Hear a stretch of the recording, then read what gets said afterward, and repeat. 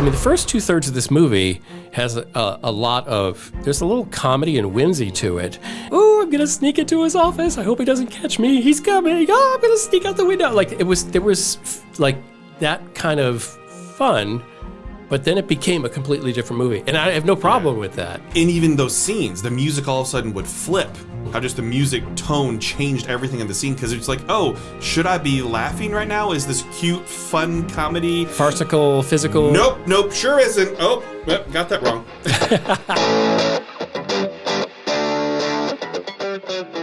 It's another edition of the Untitled Film Project Podcast. Today we're talking about the Amazon Prime film Holland. The picture-perfect life of a woman in Holland, Michigan, played by Nicole Kidman, is turned upside down as she and a friend uncover a diabolical secret that changes everything. Here's the best part, because you get to make up a story and control everything. Like directing your own film, but better. I love good mysteries. Sometimes in life, you just gotta follow the clues wherever they take you. Jesus. Plus, we're going to answer the big question. And that big question is, what line in a movie made you absolutely cringe or laugh out loud when maybe you weren't supposed to? That and more as we go to Holland. Okay, we usually don't do a movie review for stuff that drops unless it's a monster movie on a streaming platform. Axel F, for example. Yeah. Holland actually has a connection to this podcast in Jeremy K. Gover. My son was cast as one of the middle school dancers in the parade scene, and so we went to see it in a private screener, and I just want to be transparent up front. I even said this on our Twitter channel. Wow, what decade am I in? Twitter account. I tweeted out the fact from the Untitled Film Project Podcast that our unbiased review will be drop on Friday the 28th. So I want to be very clear. Yes, I was in it for about a second and a half in the very, very background. I had a brown jacket on, and it was hilarious that I made it because we only did that 4 takes. I was there all day. We did 4 takes, and I was at the very edge of the town. It was stupid. I was like, "There's no way I make it," and I did. So there's that. But the star of the show in my family, of course, it was my son's first movie. He shot it when he was 10. He's now almost 13. That's how long ago it was. And he is in the movie twice. You can actually see him twice. It's quick. If you don't know Hollywood, you think, "Oh, that's too short." But the fact that he made it at all when, let's say, 6 other dancers didn't make it at all is a huge, huge thing for my family.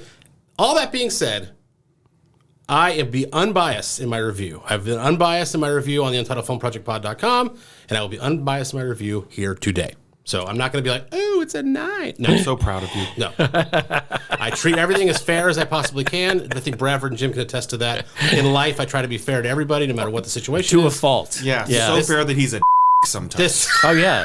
He's going to trash his own child's performance in this movie. Child actors suck. He's going to rip them. No. So I just want you to know I will be fair and even on this one. Okay, there. Disclaimer out of the way. All right. It stinks.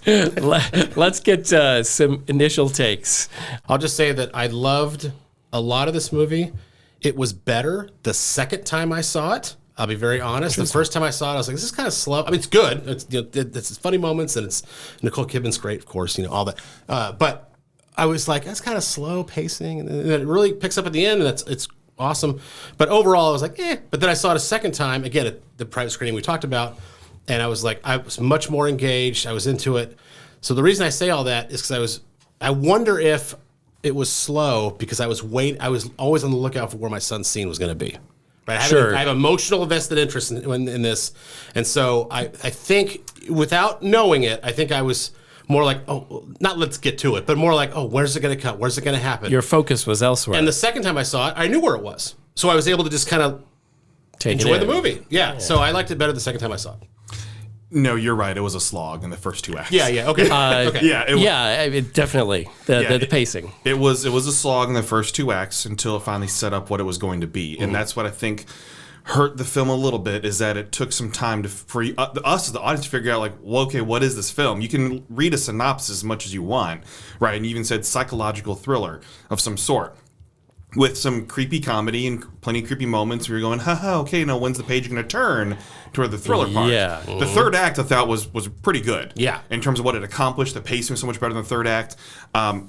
What was curious to me is that I felt like it was overall good enough to even have like a limited theatrical release, but I feel like even if it was a limited release at like independent theaters, like locally here in Nashville, the Belport Theater, things like that, I feel like the movie had enough going for it.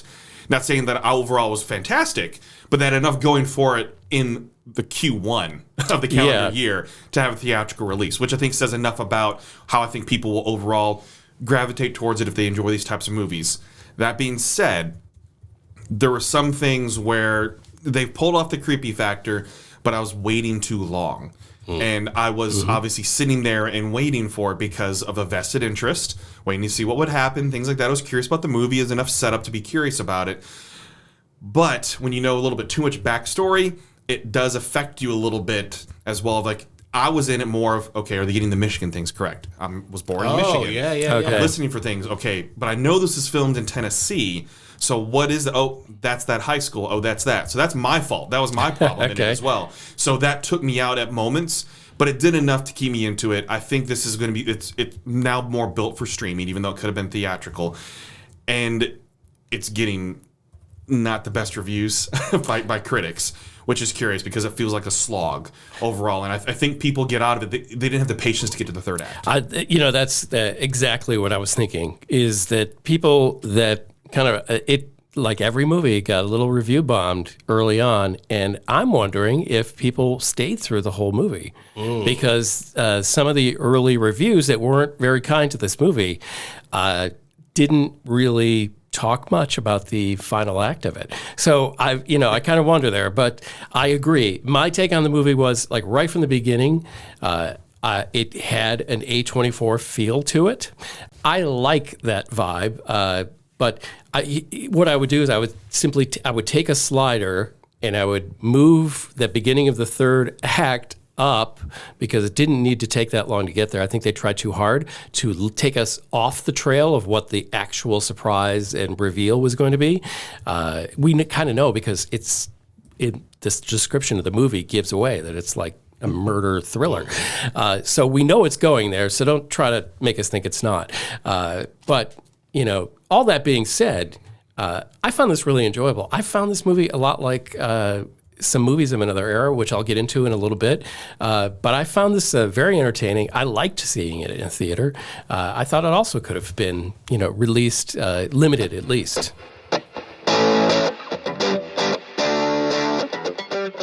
My question to you all for discussion is, they were setting this in a period that was 2000? Yeah. Right around 1999, I think. 1999, 2000.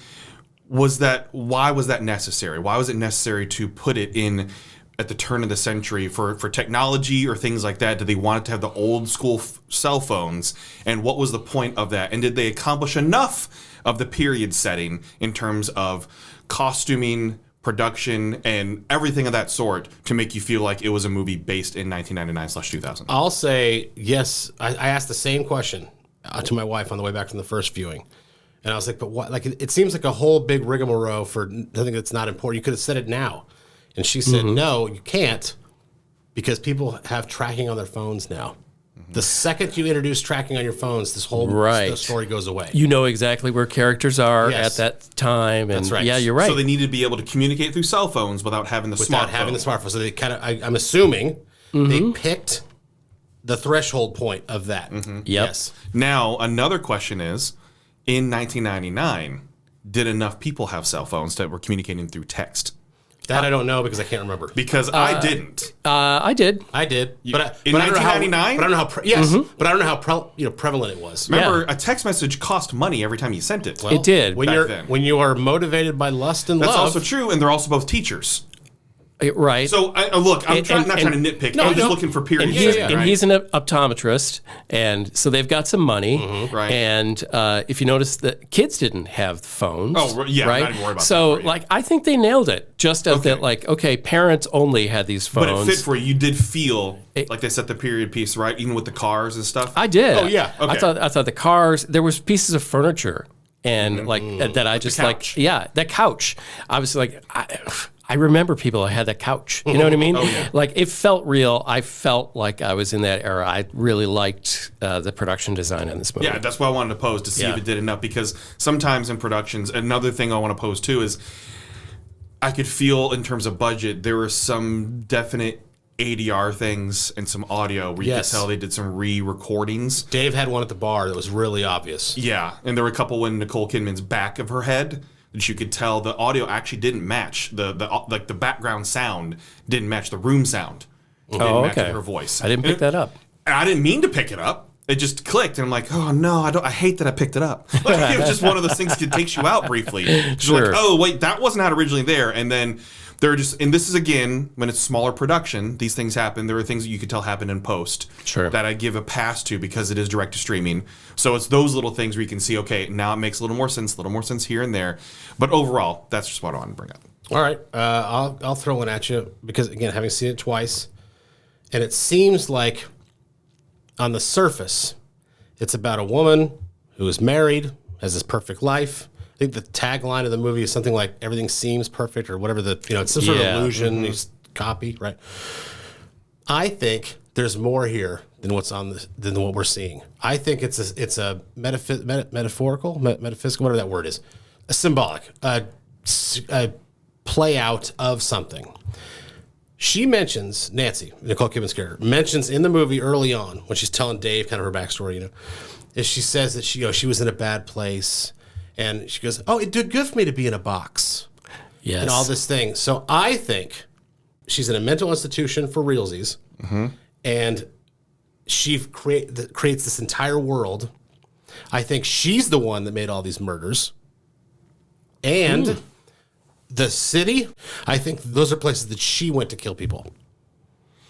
Okay. So I think there's a whole other level to this. You had me for a little bit there. That may be a stretch, that last mental part. institution, then you kind of went off the You reservation. had me in the first half. That's fine. I'm still working on it. I actually put on my review on the Untitled Film Project Pod.com, I actually put an asterisk on my score, which we'll get to in a second. Okay. And under it, I reserve the right to change my score if I unlock the symbolism that I think is there, the dual layer story that's so there. File this under let him cook. Okay, but it's too quick. We're recording this too fast for me to sit there and really chew on it, right? Because we don't have all day. We got to get these out, right? So we'll see. I just don't think it's that deep. But why would she have a delusion in the middle of the street in water? And why she's always in that village? She's walking through the city, and then she's on a train. I'm going to make a case for it. Okay. Because I think she's drowning in this supposedly perfect life. Okay. That's the symbolism. I think the whole thing in this movie is Nancy Vandergroot is happy, but she's secretly looking for more. She wants more drama out of her life, and that's why I think she, overtly is like trying to find drama where it doesn't exist. The missing earring, and then he's cheating on me. Like, this Even is fighting with her son. Yes. Like it's just so much of that she's adding to it, and that's where I felt like there's going to be a twist here, and she accidentally discovers the actual villain of the movie. She kind of, I mean, she kind of got what she wanted. I think in a way, she didn't know she didn't want that, but it's like she was trying to find something more interesting, more compelling in her life. Maybe that reminded her of a more interesting life she had before she met Fred. Okay, then let me ask you one more thing then. Okay. Dave, the character Dave, why does he wake up in a fantasy and he looks up and there's dogs everywhere? See, and then at the end of the movie, he's helping narrate. Her husband was not helping narrate at the beginning of the movie. It was just her. And at the end of the movie, all of a sudden, he's helping narrate. So I'm telling you, it's not, it can't, you had me until I remembered the dog part and the Dave part. But to me, there's more there. I just have not unlocked it yet. So congrats to Mimi Cave. I am stumped, but I promise I will get to the bottom of this. I will investigate like Nancy Vandergroot. If it does exist and you are right on these things, I don't think the movie did a good enough job. I do agree with that, though. To make those things findable. I want to talk about symbolism with the train set, which I really enjoyed. As you realize that, okay, here he is, he's crafting this perfect little town, but then you realize, oh, no, it represents a whole lot more. I really enjoyed that narrative device, and I think it was maybe, dragged out a little bit too much. Like, you didn't have to go that far, but I did some of the things that I found cool aesthetically in this movie is, when you have like sets of miniatures, they look a certain way, right? Mm-hmm. And I don't know if you've ever seen people who do this. I mean, it's a simple thing you can do on any smartphone. It's called shift tilt or tilt focus, where you can make it look like somebody in real life is, in a miniature town. Mm. And they were doing that with the lenses at times and blurring the line between when you see Nancy out, sleuthing, she's all of a sudden, like, as more of the movie goes on, you're getting a little bit of that tilt focus where it's blurring the line between reality and the set in the basement at her house. And how they were zooming in to her house where they started off with the tilt and then came into regular focus as well too, to okay, back in reality, what's going on. Yeah. Speaking of the train set, I did not pick up on the foreshadowing early enough.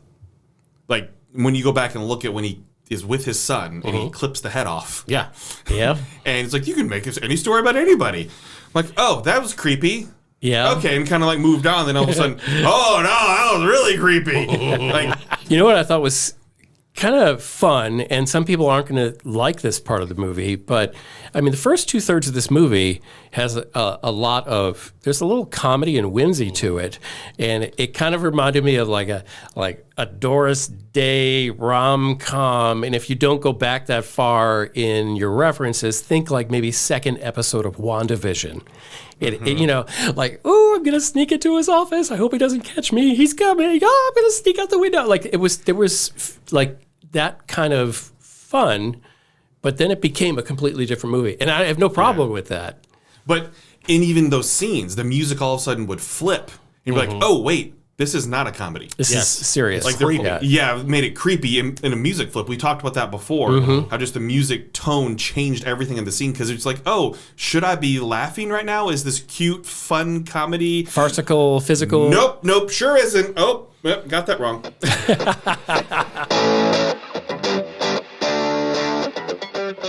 Okay, let's score Holland, starring Nicole Kidman. Let's start with Justin Bradford. What do you give this movie? All right, I give the young Mr. Gover that is in the film for longer than the older Mr. Gover. I give him a 10. Definitely longer. I give the older Mr. Gover a 9.5. Oh, I walked very well, apparently. Yeah, very well, but Thank you. You just could have held on a little bit longer. I need your pacing to be a little bit just... I apologize. I only had 4 takes. Yeah, I know. You only had 4 takes. Yeah. Do better. Okay. Yeah. No, overall, I enjoyed my time watching this, especially in the setting that I watch. And that's not going to reflect my score, but I'm so thankful for the opportunity to have that, to be able to enjoy a film like this that you do have a connection to see people that you recognize in it, and see the pride that comes from having all these family members be involved in a film like this, especially with someone like Nicole Kidman, and having it be filmed where you're located, which is always awesome. That being said, the first 2 acts were such a slog. I'm glad I picked up in the third. I still have questions about the film a little bit, which that's a good thing when it makes you think about stuff. Yep. Definitely was creepy. Stuck with me to digest a little bit as well too. And when I started picking apart some other little things, it made me realize of why they did go direct to streaming, even though I think the story was strong enough overall to have been a limited release. I think enough people, because it's Nicole Kidman, would have given it a shot in a private theater, in an independent theater, something like that. But all that being said, I will give it a 6.5. All right. Okay. I really kind of enjoyed this movie. It gave me so many vibes from different decades, and it kind of this movie is set 99, 2000. It kind of reminded me of some of the thrillers that were out then, where you have like a housewife, and then all of a sudden, things are upside down. That's the kind of movies that were out in an earlier era.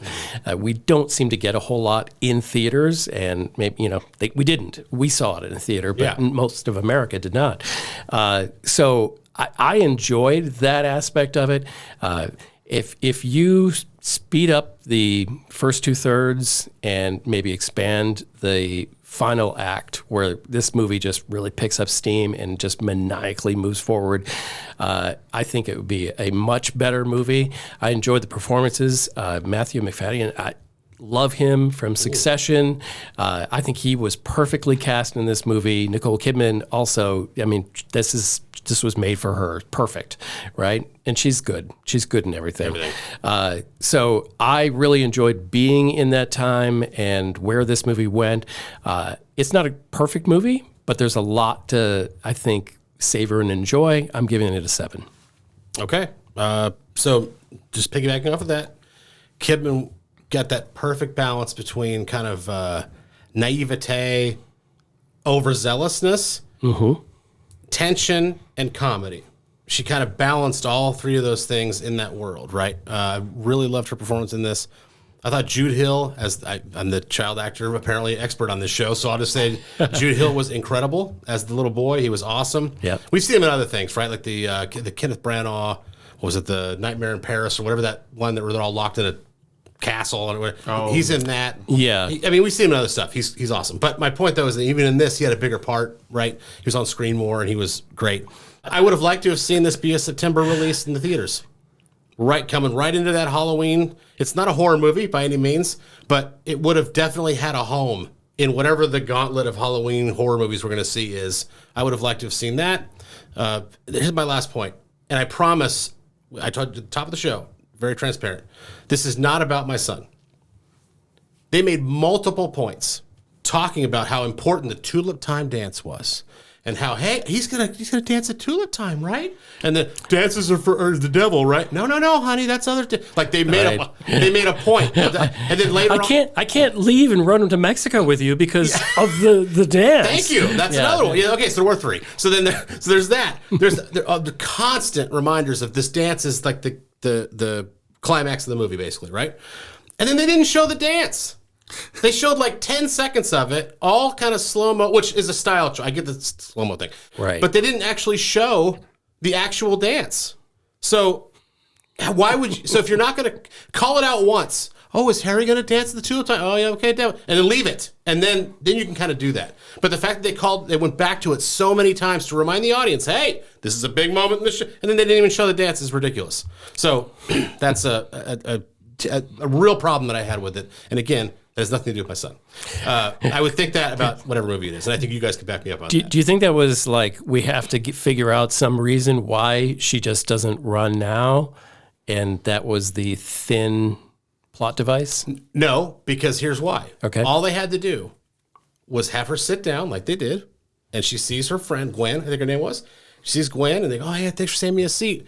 The dance happens, and then at some point, Gwen goes, hey, did you see Fred? Like, what? He's here? Like, you could have put that after, like, like maybe during the middle of the dance and then sped it up. There's ways to do it. For those who don't know, by the way, the dance is like 90 seconds long at most. It's not like it's some big 20-minute thing that they had to chop because of time. So anyway, all that being said, I give it a 7.0 with the asterisk that I'm willing to change that grade if I can finally unlock what all of the double meaning is, because I still believe there is some. If you find that extra meaning layer that you're grasping for right now, what does your score go up to? Probably about an 8, because I always love multi-layered messages and double entendre, and it's really it's fascinating to me. I had the lowest score. You did. Well, but that's not. I mean, it's not like it doesn't happen often. It does not happen often. But it's not like you're like a 3 and the rest of us are like 8 and 9. It was no plane.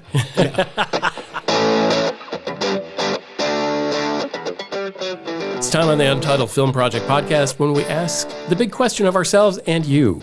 And the big question is, what line in a movie just made you absolutely cringe or made you laugh out loud and maybe you shouldn't have? Gover, do you have something to kick us off there? A good example? I have 2. All right. But I'm going to save one for the end. All right. Just in case, because it's not exactly clever. My answer is your luggage. by Arnold Schwarzenegger in Eraser when he shoots an alligator. Your luggage. Okay. Now, in retrospect, being 47 years old and decades of movies behind me, I understand that was a thing.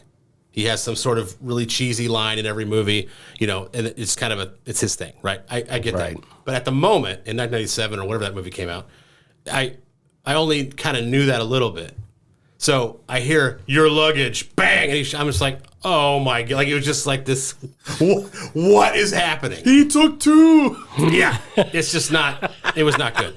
So the answer is your luggage from Eraser. All right. All right, my cringe-worthy line, and it's from one of my favorite movies, like total comfort movie. I love The Hunt for Red October, starring Sean Connery and Alec Baldwin.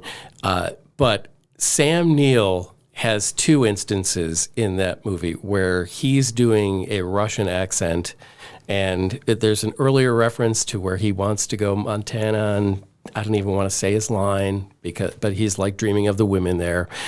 But when he takes the bullet in the end, and his life is going to end before he gets to live in America, and he says, I wish I could have seen Montana.